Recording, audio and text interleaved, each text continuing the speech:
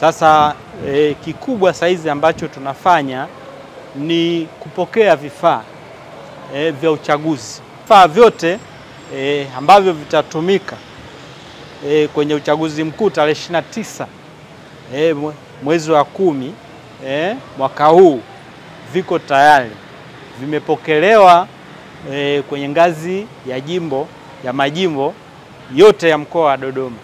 Kwa hiyo vifaa hivyo vimehifadhiwa kwa hali ya usalama kabisa na ulinzi, na itakapofika tarehe 28 kutokana na jiografia ndipo vifaa vingi vitapelekwa kwenye vituo vya kupigia kura.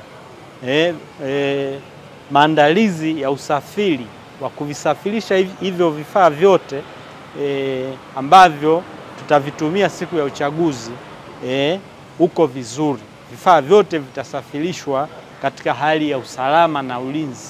Tume Huru ya Taifa ya Uchaguzi kwa mamlaka iliyokuwa nayo imetoa vibali kwa waangalizi wa uchaguzi, na waangalizi hao ni wa ndani ya nchi na nje ya nchi, na katika hao tuna asasi, taasisi, mashirika na balozi za nchi mbalimbali.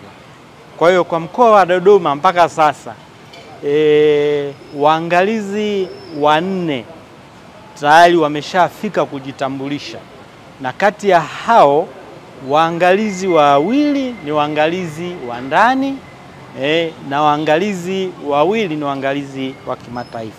Waangalizi hao tayari tumeshapokea ubalozi wa Ireland wameshafika na kujitambulisha, lakini tumepokea waangalizi kutoka SADC.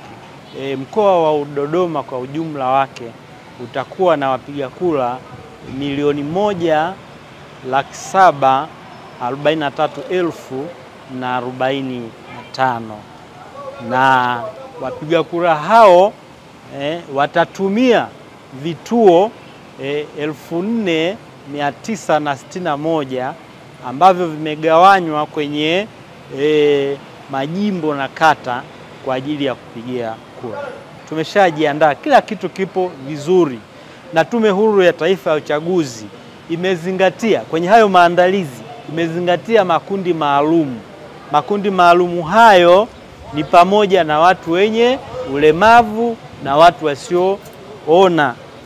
Kwenye hayo makundi tayari kuna karatasi maalum za kupigia kura ambazo tunaita ni jarida la nukta nundu au tactile ballot paper.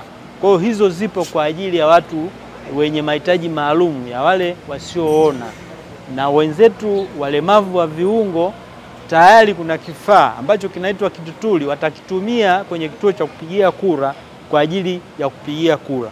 Makundi mengine ya wazee, wamama wajawazito wamepewa kipaumbele. Wakifika pale kwenye kituo cha kupigia kura, basi watapewa kipaumbele